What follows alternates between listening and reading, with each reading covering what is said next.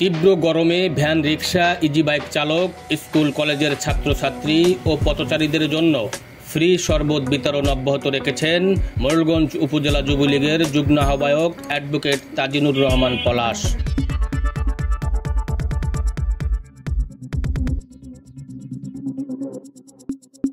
টানা তাপদাহে পুড়ছে দেশ, ভাঙল ৭৬ বছরের রেকর্ড। ১৯৪৮ সালের পরে এবছর এপ্রিল মাসে একটানা চলছে এ তাপদাহ। খেটে খাওয়া মানুষগুলো বাধ্য হয় জীবিকার তাগিদে সড়কে বাইর হতে হচ্ছে। একটু প্রশান্তি ও সুপেয় ঠান্ডা পানির জন্য প্রাণ ওষ্ঠাগত।